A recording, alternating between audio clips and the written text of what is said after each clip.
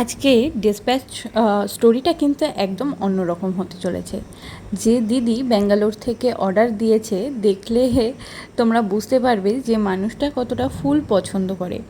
আমাদের যত রকম আইটেম আছে, যার মধ্যে ফুলের মোটিভ হোক, ফুলের এমব্রয়ডারি হোক রয়েছে, সেই দিদি কিন্তু সবগুলো এরকমই ডিজাইন পিক করেছে।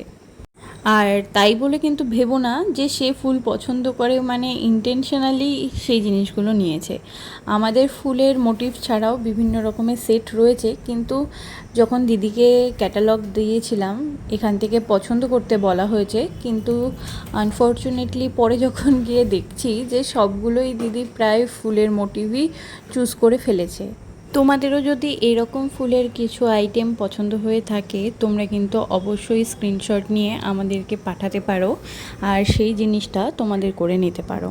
আমরা কিন্তু এই জুন মাসের শেষ থেকে পুজোর অর্ডার নেওয়া শুরু করছি, আর নতুন কিছু ডিজাইন লঞ্চ করব পুজোর আগে অবশ্যই।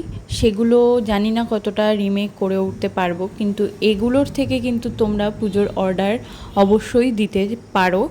আর অনেকেই কন্ট্যাক্ট করেছে যারা দোকানের জন্য বা বুটিকের জন্য কিছু জিনিস নিতে চাও, তারাও কিন্তু বাল্কে পারচেস করতে চাইলে আমাদের সাথে অবশ্যই যোগাযোগ করে নিও।